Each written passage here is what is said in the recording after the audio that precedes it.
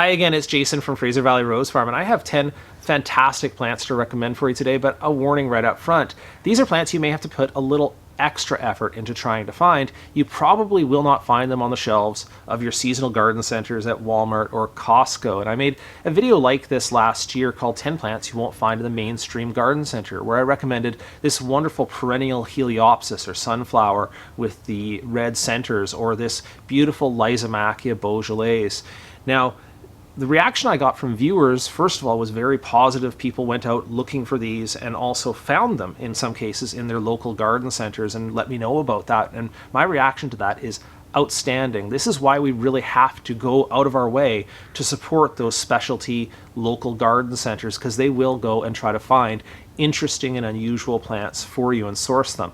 The first plant I want to recommend for you today is called Salvia bulleyana. Now, salvias are a wide genus. I mean, there's so much diversity in salvias. There's tender ones and hardy ones. This one's kind of right in the middle. Zone 6, it's a Chinese salvia that is known to grow on hillsides. It's widely adaptable. It'll take a sunny place. It'll take a slightly shaded place, which is unusual for salvias. And I just find the flowers super showy. It is a species salvia. Usually you start it from seed. I got my seed from Gelito, and I'm starting those indoors right now for the coming season.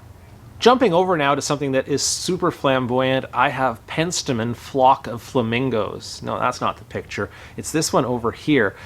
Flock of Flamingos is just a really cool new penstemon, and this is the reason why you probably won't find it so widespread yet, is it's relatively new breeding by Terra Nova Nurseries, and that's where I got the pictures to show you for this.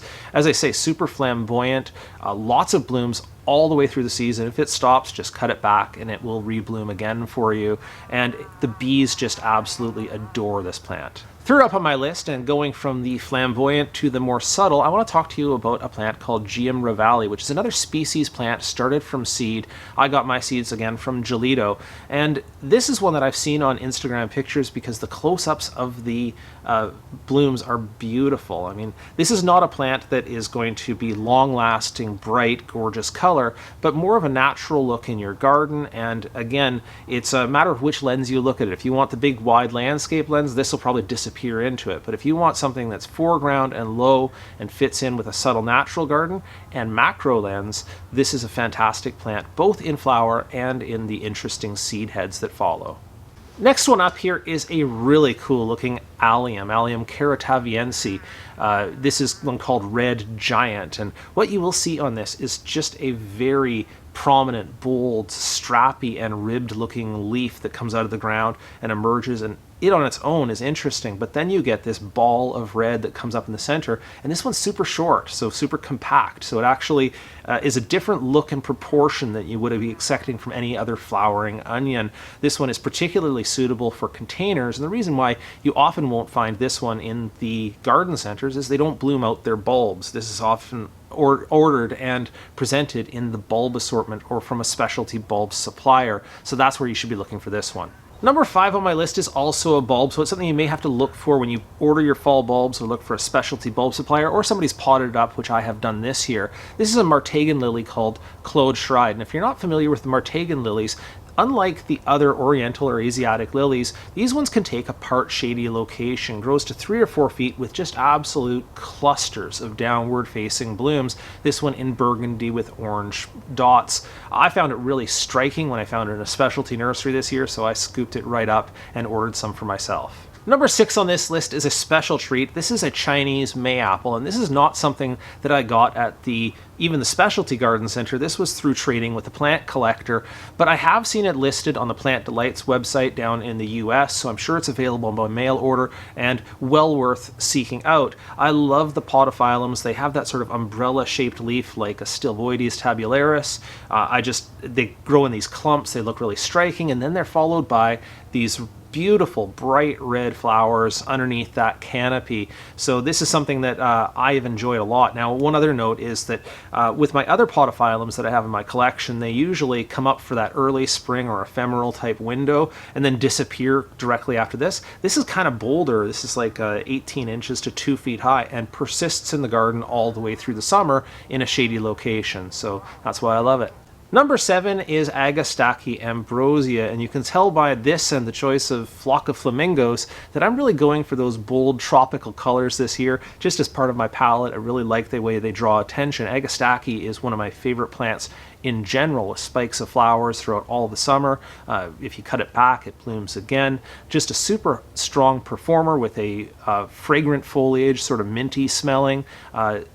Great. I can't recommend this enough. Number 8 is kind of a cute cousin of a common ground cover. If you've ever grown Allium or sweet woodruff with that sort of bed straw smell and the white flowers through the spring, nice ground cover, although a little bit invasive. Phuopsis is the cousin, and Phuopsis has the same kind of look to the foliage, the same spreading habit, but this one has bright pink flowers, and I find it to be a charming variation. Now, I don't want to speak too soon, but it really has not been an aggressive spreader in my garden the way the sweet woodruff is, and this one I started from seed. I got that from Gelito. Number 9 on my list is an Aquilegia. This is Aquilegia Lime Sorbet. Now, there are lots of Aquilegias out on the market, and I can't expect that everybody's going to grow every kind, but this one is especially worth seeking out. It has kind of white or lime-tinged flowers, very double, downward facing. I'm going to show you some pictures here, and you'll love it. Now, where I did find it is from seed and from Gelito, and I keep on mentioning Gelito as my seed supplier, and I just find they have a great assortment of unusual perennials, although I do also shop at Geo Seeds and Hazard Seeds down in the US, so you may want to look at their assortment and see if they have similar plants. And finally, in the number 10 position, I'm going to make one spot for an annual. This is a cut flower annual called Cosmos Apricot Lemonade. I'm going to show a couple pictures here from Swallowtail. Gorgeous, gorgeous coloring on this. And obviously, I'm showing you the boldest version of it, but it also comes in kind of subtler tones as well, sort of in that apricot-y or almost mauve kind of look to it. It has a really wide range of tones and colors in the garden and makes an excellent cut flower. And once again, you won't usually find most of the mainstream garden centers planting up the annuals from seed and selling Cosmos like this. So it's worth looking for the seeds themselves. All right, that's all I have for you today for 10 recommendations for unusual plants you won't find in local garden centers. I actually had a couple I had to leave off the list just for time to make this a reasonably sized video. Thank you so much for watching, and if you have any questions about these or any other plants, please drop them down into the comments below the video. I'll see what I can do to help.